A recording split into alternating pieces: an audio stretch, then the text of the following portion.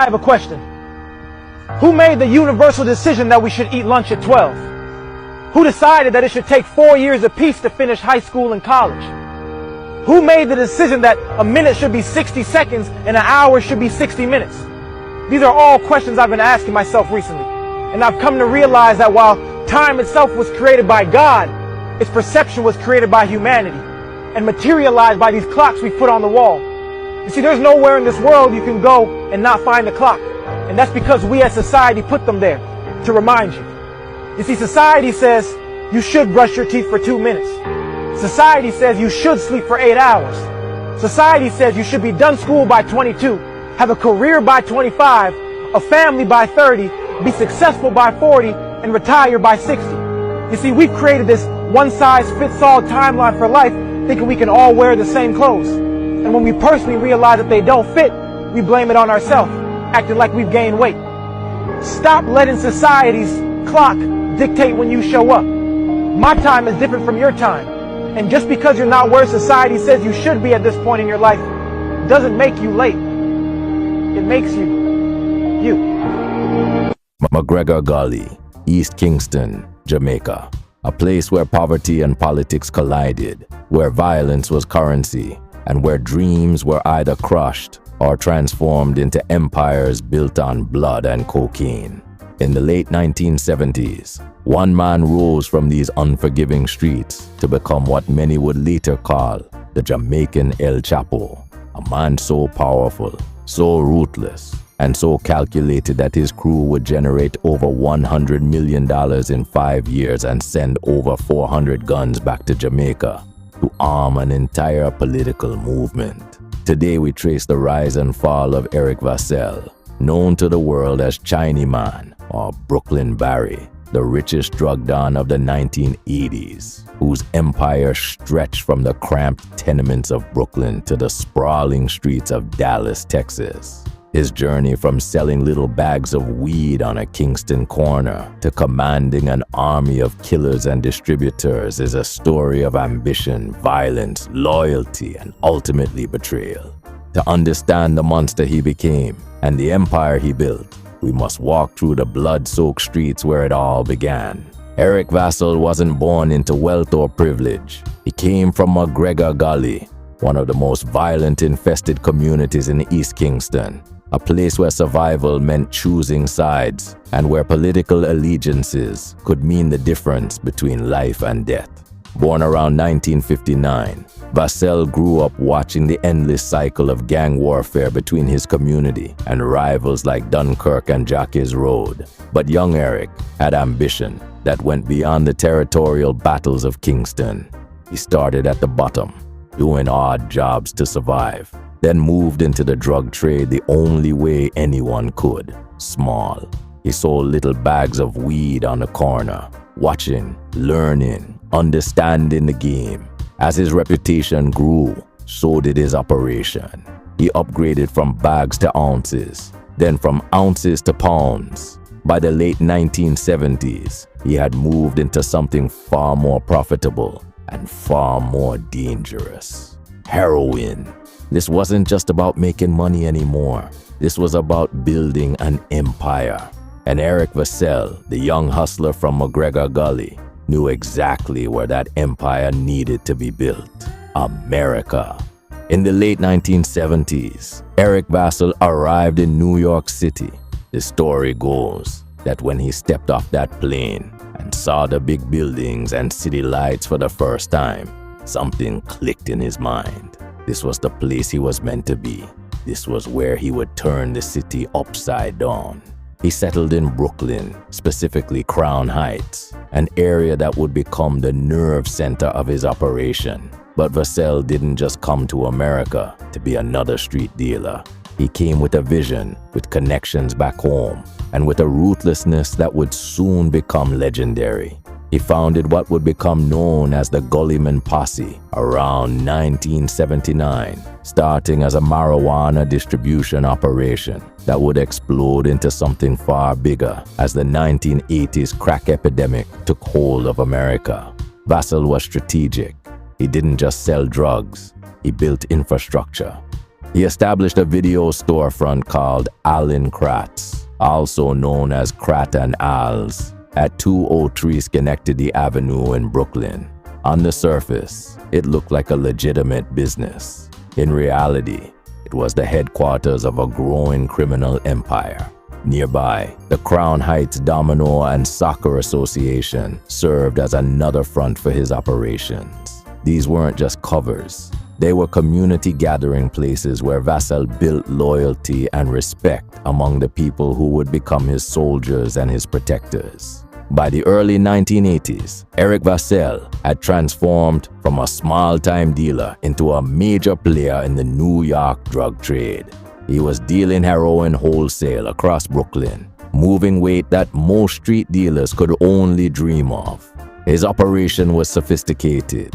He bought apartment buildings throughout Crown Heights, on Long Island in Hempstead, and in New Jersey. These weren't just investments, they were strategic assets, buildings where drugs could be stored, cut, packaged, and sold.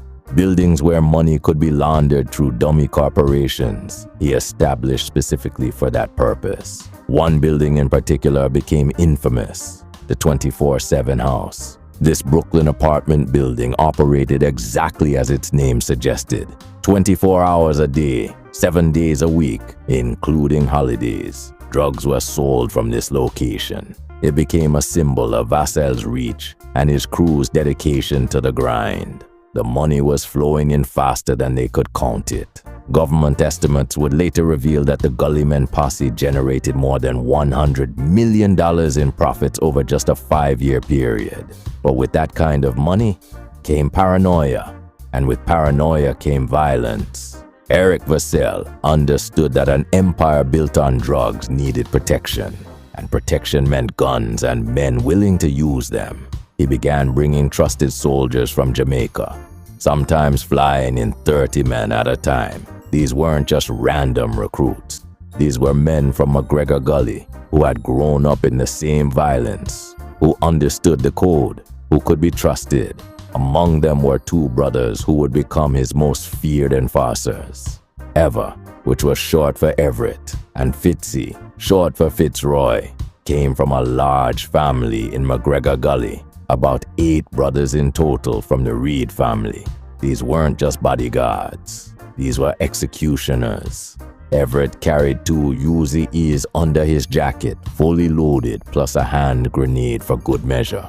Fitzy was even more terrifying in his methods. He was ruthless with machetes, what Jamaicans call a cutlass. He had a signature move that became the stuff of nightmares in the streets. He would shave his own face in front of his victims, taking his time, letting them watch. Then he would use that same blade to shave them, to dismember them, to make an example that would echo through the community. This wasn't just murder. This was psychological warfare, designed to instill absolute terror in anyone who might consider crossing the Gullymen. But the most trusted man in Vassell's inner circle wasn't a killer. He was a civilian, a regular guy from back home who became Vassell's right-hand man. His name was Mugler, though some called him Magler or Father Magler. This man's loyalty was absolute. In a world where everyone had an angle, where betrayal was common, Mugler remained faithful.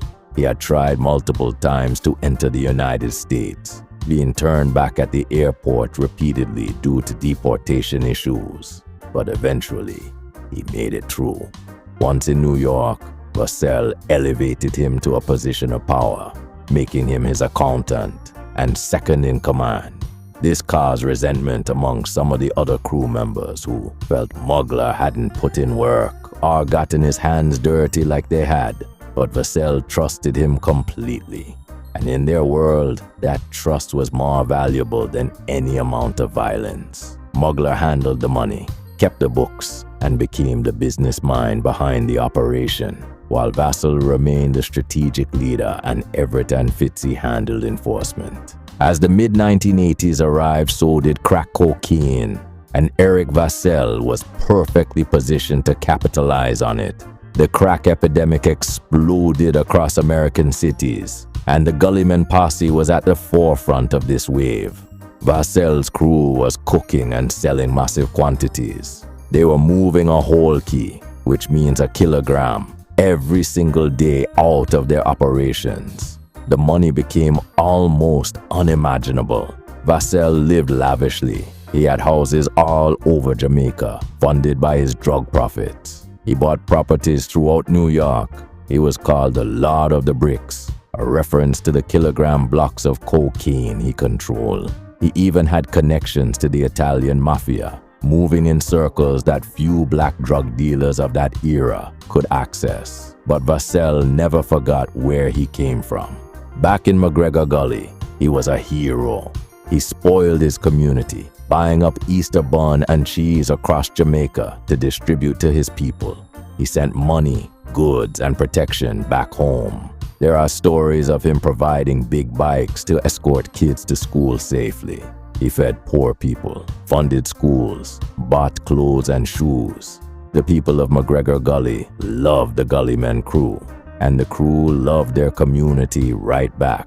This loyalty would prove crucial in the years to come. Vassell's operation wasn't content to stay in New York. In the mid to late 1980s, he expanded to Dallas, Texas, setting up a franchise model that was brilliantly ruthless in its efficiency. The system worked like this. Vassell would supply keys to street dealers in both New York and Dallas. These dealers would pay him a tax, a percentage of their earnings, for the privilege of selling his product. To facilitate the Texas operation, the crew rented up to 100 cars at a time. They would lure drivers, often women, with drugs and money to transport cocaine from Brooklyn to Dallas. Once in Dallas, the crew would sell the drugs, use the proceeds to buy guns, then drive back to New York with weapons that would be used to protect and expand the operation. Some of those guns never made it to New York. Instead, they were shipped back to Jamaica, hidden inside television sets. Over the course of the operation, Vassell sent more than 400 guns back to his homeland. These weapons weren't just for protection. They were called vote getters. Vassell had ties to the ruling People's National Party, the PNP, and these guns were used to support the party's political activities, to intimidate rivals, and to maintain control during election seasons. Whenever major events occurred in Jamaica, Vassell allegedly sent gun shipments. This made him not just a drug lord, but a political force, someone who could influence the direction of his country from thousands of miles away. But with expansion came conflict, and conflict in the drug trade meant bodies. The Gullymen Posse carried out at least 10 murders on Eric Vassell's orders according to FBI estimates, though the real number was likely much higher. Some sources suggest the crew was involved in over 50 killings. These weren't random acts of violence. They were calculated moves to eliminate rivals, punish disloyalty, and maintain absolute control over their territory. The crew operated a location they called the White House, where rivals were taken to be tortured and murdered. Many killings happened in hallways of the apartment buildings they controlled. Quick executions to enforce discipline within the organization. Vassell's rules were absolute. In his territory, possessing even a single weed seed without his permission could lead to execution without paying tribute. In 1984, Vassell ordered one of his most audacious hits. His own landlord was murdered in a gangland-style killing. The reason was simple but telling about Vassell's mindset. The landlord had called the police on minor issues, drawing unwanted attention to properties Vassell was using for his operation. That kind of heat couldn't be tolerated. The landlord had to go. Another building owner met the same fate when Vassell decided he wanted that building for his drug operations. If someone stood in the way of the empire, they were removed permanently. On April 7, 1989, the violence reached Dallas in a significant way. A rival dealer named Harry Spence was operating in territory the Gullymen considered theirs. This territorial dispute over crack cocaine operations couldn't stand. Vassell sent his associate Paul A. Moore along with another gang member to handle the problem. Harry Spence was murdered that day, a message sent to anyone else in Dallas who might consider challenging the Gullymen's dominance. This killing would later be detailed in federal court documents, specifically in the United States versus Vassell case before the Second Circuit Court of Appeals. The murder demonstrated that Vassell's reach extended far beyond Brooklyn, that his crew could and would eliminate threats anywhere their operation existed. Another target was a man named Cedric Miller. Vassell ordered his killing because Miller was affiliated with the Jamaica Labour Party, the JLP, which was the rival political party to Vassell's PNP connections. In Vassell's mind, political enemies were business enemies, and business enemies had to be eliminated. The assassination attempt was carried out, though unlike many of Vassell's other targets, Miller survived the attack. This rare failure didn't diminish the message. Crossing Eric Vassell, whether in business or politics, came with potentially fatal consequences. Back in Jamaica, the rivalry between McGregor Gulley and neighboring areas like Dunkirk continued to escalate. One particular incident stands out as an example of the cycle of violence that defined those streets. A man named Tony Pickens from Dunkirk, along with associates including someone known as Stickman, launched an attack on Vassell's people. During this assault, the gunmen fired indiscriminately into the community. A little girl was killed in the crossfire. A man named Myers was shot in the foot, crippling him for life. The community was devastated, but the response from Vassell and the Gullymen was swift and brutal. What followed was described as a big retaliation, a real horror show. The crew, now with even more guns and money flowing in from their American operation, struck back with overwhelming force. During one shootout, Vassell himself was nearly cornered by rivals but managed an incredible escape. He ran through yards, scaling 5 zinc fences to get away from his pursuers. This kind of close call only added to his legend in the streets. The man who couldn't be caught, who couldn't be killed, who always stayed one step ahead. As Vassell's power grew, so did the attention from law enforcement. The FBI and DEA had been building a case against the Gullymen Posse for years. By 1990, they had enough. The investigation was led by the FBI with spokesman James Fox at the forefront, working closely with U.S. Attorney for Brooklyn Andrew J. Maloney. The government had assembled a massive racketeering case under RICO statutes, charging Vassell and his organization with drug trafficking, money laundering, murder, and obtaining fraudulent passports and green cards. The indictment named 18 people in total. On a Thursday night, continuing into early Friday morning, federal agents launched coordinated raids across multiple states. They hit locations in Brooklyn, Long Island, Albany, and Dallas. When the dust settled, 17 people had been arrested. 4 were taken into custody in Dallas. 2 were arrested in Albany. The rest were rounded up in the New York area. But Eric Vassell, the head of the entire operation, wasn't among them. He had somehow gotten wind of the raids and managed to escape.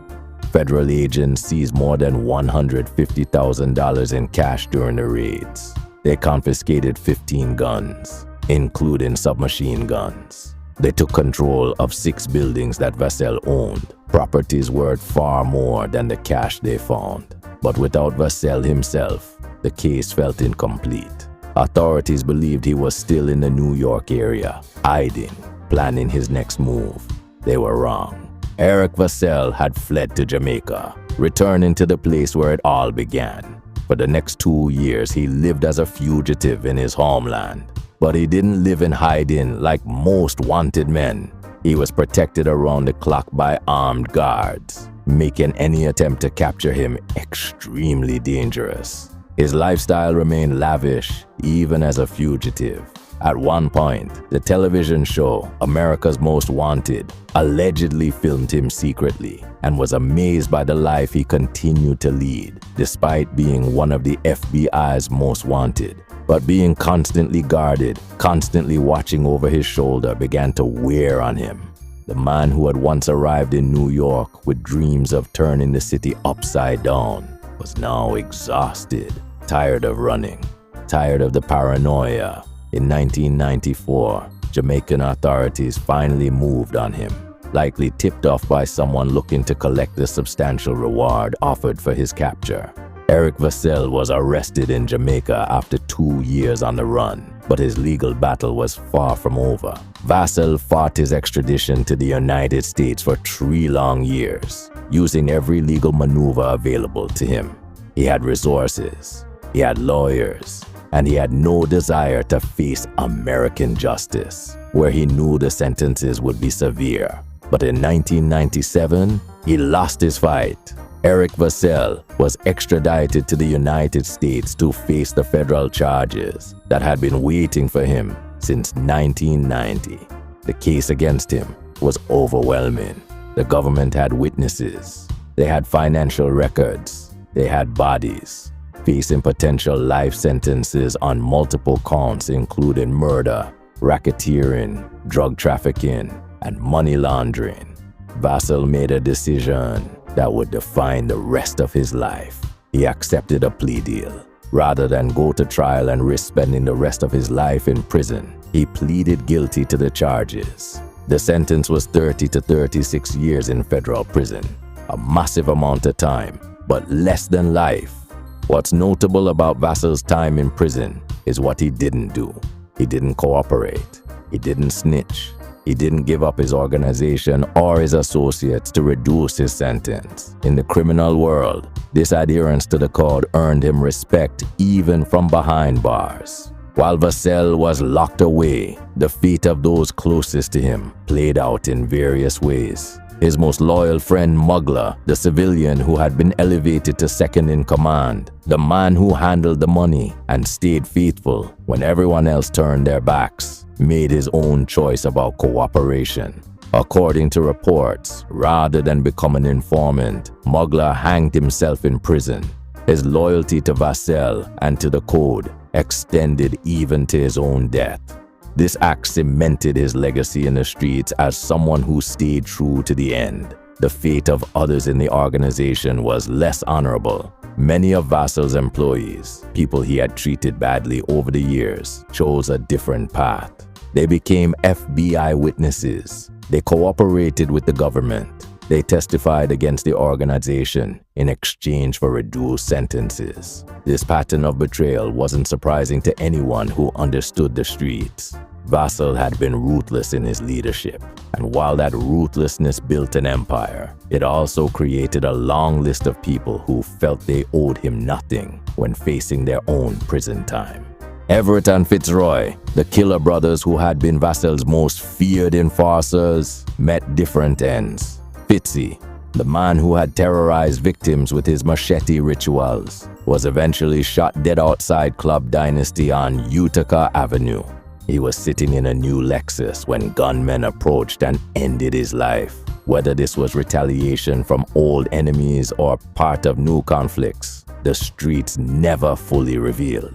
But it was a violent end for a man who had lived by violence. The woman who had helped Vassell escape Jamaica initially, the master fraudster known as Mrs. Anglian, or the Visa Lady, who altered passports by steaming out pictures and replacing them, was also gunned down.